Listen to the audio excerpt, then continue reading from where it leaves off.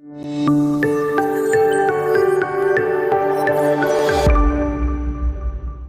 morning and welcome to Admit One. I am your host, Jonathan Kubiak. Later in today's episode, we will be joined by Max Krajacic, a student and teaching assistant from today's featured college, Indiana University. Before we get to that, however, let's take a look at some of the breaking news from around the world of higher education, starting, as always, with today's big number, 1,700. This is the number of United States colleges and universities that will not require applicants to submit an ACT or SAT score. That equates to 73% of all American bachelor degree granting schools. The trend of shunning standardized testing in favor of a more holistic admissions process is seeping into graduate programs as well. This week, the University of California at Berkeley announced that the overwhelming majority of their graduate programs will not require GRE scores for admission this year. Experts believe that the move will be followed by many other universities in the months and years to come.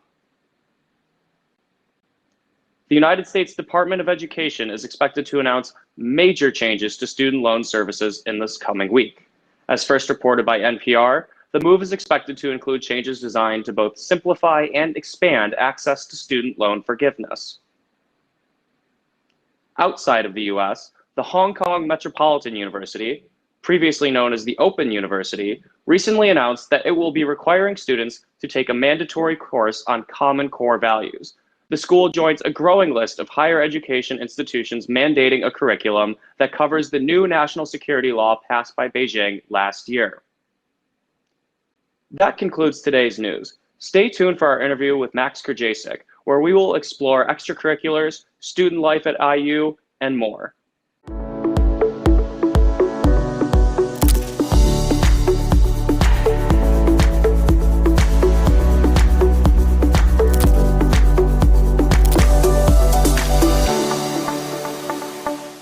Welcome back to Admit One. I'm your host, Jonathan Kubiak, and today we are joined by current Indiana University student, Max Krajacic. Max, you are in your senior year at IU, correct? That is correct. And what exactly are you studying there? So I'm a double major, international law and political science. I'm very much enjoying it. I transferred into that major my sophomore year, but since I started doing it, I've had an awesome time. What did you start off majoring in? So I initially, when I was applying for college, I was going into business. So I applied to the Kelley School of Business and got in direct admit, studying marketing. But after a year and a half, realized that it wasn't really what I wanted to do. And I kind of took my more politically motivated interests and turned into what it is now. Gotcha. When you were in high school, what motivated you to apply to the business programs and seek those out? Honestly, a lot of it just kind of had to do with my familial background. My dad's been involved in commercial real estate and banking for a long time. My brother went to Indiana for his MBA, the Kelley School, and got for I think in 2016, and that was right around the time that I was starting to look at schools and stuff. So naturally, your older brother, the guy you look up to, is like, I'm going to procurement. I just got my MBA from this awesome school. You should check it out. So naturally, I was drawn to it, and I really did enjoy the school. It's a beautiful campus, and Kelley's an awesome school if what you're trying to get into is business. But yeah, that's really where my interest really came from, was just family. Gotcha. What other schools did you consider for not just business, but any other programs that you were looking at your senior year of high school? Was it just in this route, or were you considering maybe eventually going in that more politically oriented field of study as well? Yeah.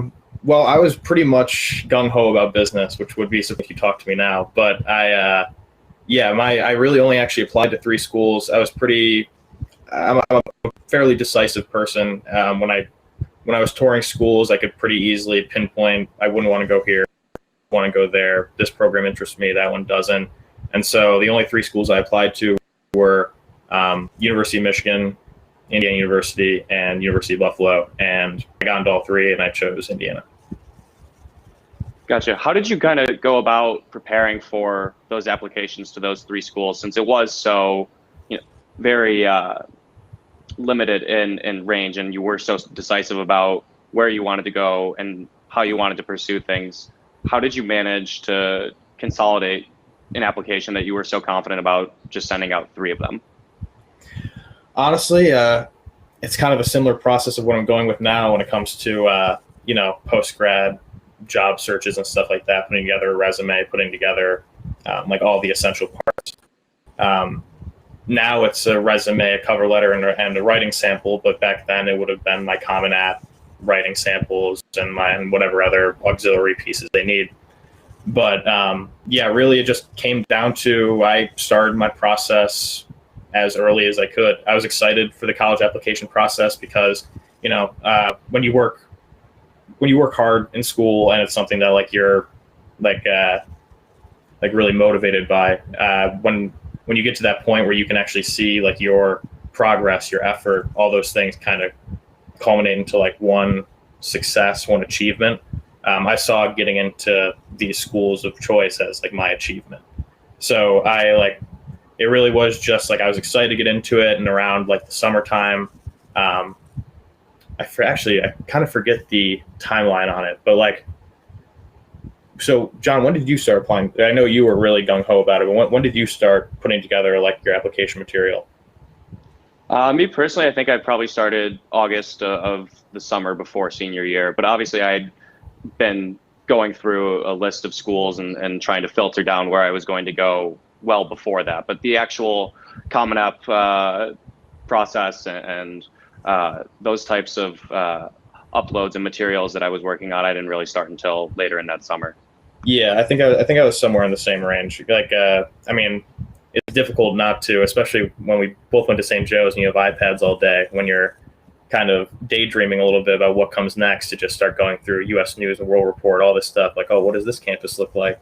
But at least with like putting together materials and stuff, I think early in that summer, and I just kind of would look at it all the time. Like I would read my essays and then I'd come back a couple days later and read them again and again, and I'd do that like basically every chance I got until October came around. By the time I submitted my materials, I was so confident about it that, I really thought to myself, what could go wrong? So let's talk about that college essay writing process for you a little bit. How did you know exactly what narrative it was that you wanted to craft for yourself? And did that change from school to school? Did you keep it consistent? And as far as these are the programs I'm looking at, they're all fairly similar. This is the person I want to present myself as to all 3 of them. So it's interesting because my actual college essay, like the main one that I put on the Common App, was actually totally removed from my like personal ambitions within college and beyond. I really took it as an opportunity to discuss something that was more personal and central to my life. So I used that as my Common App one. But then for my actual business school applications, because as I'm sure everyone knows, once you're get into a school and you're applying towards a particular school that has like higher requirements or what have you, you'll have to write like some auxiliary materials about like how would you solve XYZ problem in the community with this business or whatever else. And really it was just for that a matter of context, like just looking at the prompts and like putting them into my own understanding and translating it that way is really the best way to go about it. And again, like giving yourself these things to look at the prompt, think of your ideas for a week or two, like jot stuff down, put down like things that conflict with it, things that agree with it, and just kind of building that idea until you get to a point where it's like, okay, this essentially writes itself. That's really, I think, the best way to go about any of these college essays. Really, if you shouldn't have to think too hard about, especially your main college essay, you shouldn't have to think too hard about it, because it should be something that like really is central to like your development as a student or a person just generally. So something that really resonated with you personally was just, it came naturally in that writing process and you were able to translate that and put those words on paper. So you took that opportunity with the personal statement to really focus on your personal life and showcasing who you are as an individual. How did that balance and support, things like your extracurriculars or those other auxiliary materials? And how did you kind of weave those together to kind of move past that obviously very, very moving, very poignant personal statement into this is who I am as a person, but this is also now who I am as a complete student? Yeah, I mean, well, even in my application, I mean, the essay itself, like the second half of it is pretty much. I mean, I'm trying to remember this now as something, given it's been 4 years, but just kind of using the opportunities you have to the fullest extent, whether it be a social extracurricular like ski club or something athletic like soccer or something, more professionally refined, whether it be like mock trial or some business investment club, like, whether or not it's central to your goals at that point is like, especially when you're in high school, kind of goes by the wayside, because really what should be most important is just doing what you can to the fullest extent that you can and trying the most things that you can so that you didn't leave anything out, so that you aren't missing anything. And like, honestly, I think those two things weave closer together than I'd really thought about before doing this interview. But yeah.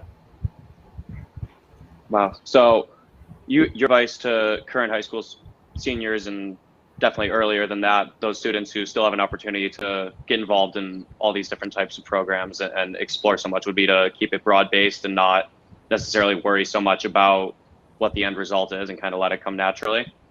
Yeah, I mean, there's nothing wrong with having like a really like refined interest in like one particular topic. If you're someone who loves, I don't know, I'm just looking at my background right now. If you're someone who loves ancient history and you just can't get enough of it, you read the classics all day long and you just find it so enthralling, like, keep doing it. And this isn't to say that you should shy away from your passions. Like, the opposite. It just means to diversify yourself, to put yourself into positions that you normally wouldn't put yourself into. Because honestly, through my 4 years of college, that's what I found has been like the most gratifying and the most like telling about like where I want to take my life, is not only the experiences that I've enjoyed in extracurriculars and like getting outside my comfort zone, but also the things that I haven't, and being able to narrow down like, well, that wasn't my thing, but maybe the next thing is. And like, it really is just a matter of like using those experiences to like not only guide yourself, but really like define what you want moving forward. So you mentioned ski club, you mentioned soccer, you mentioned some pre-professional organizations. All of those are very broad-based and kind of go back to what you were saying about your willingness to explore and try and do all of those new things just to the best of your abilities. Did you continue doing any of those once you got to Indiana, or did those kind of just get relegated to the realm of this is what I did in high school to try and reach out and experiment, and now I've got other things to worry about. I've got my classes, I've got XYZ on campus that I have to start to get involved in and start to look forward to becoming a working member of society? Yeah, well, it is interesting. So I honestly took a little bit of a gap in terms of my extracurricular involvement. My freshman year wasn't exactly the most smooth, whether like in whatever way you want to put it. But I needed a little bit of a time to adjust, and I didn't get too extracurricularly involved for my freshman year. And honestly, looking back on it, I seriously regret that, because when I think about the things that probably could have made me happier, feel more whole, made me feel like more like in a place where I belong, it would have been getting involved in one of those communities and finding friends through that, and finding, those new kinds of topics and activities that you didn't really think you were into before. But yeah, I mean, at this point, the extracurriculars I take part in are, I'm the director of outreach for the Alexander Hamilton Society, which is the IU chapter, which is a national organization at, I think now 75 different schools across the country, I think including USC, which basically facilitates foreign policy debate, lecture series, professional development for students interested in national security, government, foreign service careers, stuff of that nature. And it's an awesome organization. I highly recommend to anyone listening to get out. I'd be not good at my job as director of outreach if I didn't. But also, I'm involved in the diplomacy lab, which is a State Department funded or I guess not so much funded as State Department supported program for creating like new strategies, initiatives, research reports for different issues in the Department of State. The project we did last year had to do with designing an AI strategy for the defense for the DSS, the Department of State Security Services, the people who are, embassies and consulates and other assets across the globe for the United States, creating a strategy for them to identify and act on threats like through the use of AI, which was a very fun project. Also, I'm in the Indiana Political Analysis Workshop, which is, it's for Indiana students to give them like the abilities to like analyze and interpret statistical data into like sensible policy. So that's a lot to do. Like you see a pattern in what I'm saying so far, which has been in my college career has mostly been professional development stuff, things that are going to make me, I mean, not only like things that I've been personally interested in, because I have been very personally interested in all those things, but also things that obviously make you appear more attractive as a candidate for whatever role you want to pursue post-grad. I've still been involved in like I'm not as actively involved in, the kind of more fun things I'd like to be, but I still show up to things like Jazz Fest and to like little events on campus and get involved where I can here and there, because I mean, a campus community like IU is just so big that like you don't really have to be you don't have to be like super invested in a program to like really be a part of it. If you're someone who like shows up to these events, if you're someone who's like willing to put themselves out there, like you can still get that aspect of like extracurriculars, whether or not you're actually like a really gung-ho member. But I think there definitely is like you're going to start seeing as you progress through high school into college, like you're going to start seeing your interests get more boiled down. You're going to start thinking more about like, well, what am I going to do post-grad? And you're going to mold your extracurriculars to that purpose. But at the same time, I don't think it should stop anyone from exploring new things or from taking part in things that don't exactly apply directly to their post-grad plans and whatnot. Mm-hmm. As in all of those capacities, really, are you working with a lot of incoming students and younger classes that have definitely been away from their high school campuses due to the pandemic? And how do you notice them transitioning into a in-person type of learning experience and an in-person extracurricular experience in college? Yeah, well, I mean, between the Alexander Hamilton Society, my main role there has been just attracting new members, which oftentimes do end up being freshmen. And also, I forgot to mention, I was a TA last year for international relations course, so I have a lot of interaction with freshmen. But yeah, I mean, really, I think they're more than anything just eager to be here and eager to be involved in like this kind of learning community, because like you said, I mean, it's been difficult for everyone over the past year, whether it's adjusting from in-person into tech or from tech back in person. But like, honestly, one thing I've been happy to see with the freshmen I deal with is that they're resilient. They're willing to deal with the punches when they get thrown and to move along with them and to keep on like keeping that spirit of like wanting to learn and wanting to get involved. And then beyond that, it's also that like just that like fire that a lot of freshmen have that you see kind of simmer off as you get older, but like that kind of just like, I'm excited to do everything. I'm excited to like be in this new place, to do these new things. And it's just like being able to take that and like, oftentimes it's not readily apparent, but it's always simmering there under the surface because this freshman's in a new place. They want that interaction. They want that like new experience. Just being able to take that and translate it into like an actual connection with that student, and whether it be through like getting them into HS or like getting them like comfortably acclimated into a class like international relations, like that's what I think has been like the most apparent thing to me, at least with dealing with freshmen during the transition.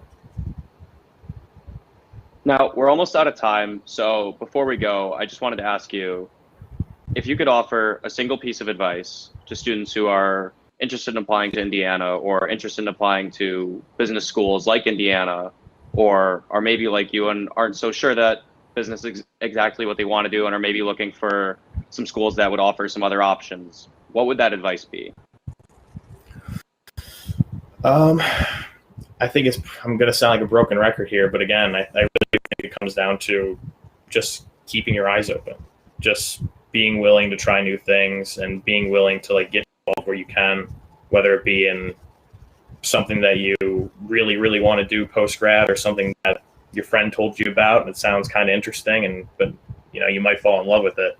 I mean, I have one friend who was a music guy, got asked by one of my other friends to go to Mushroom Club, which is again like totally, you'd be like, what, like why are you going to Mushroom Club? And it's not like what you think when you think Mushroom Club, like on a college campus. It's like we literally go out in nature and find mushrooms and look at them and study them and identify like what kind they are and what their properties are.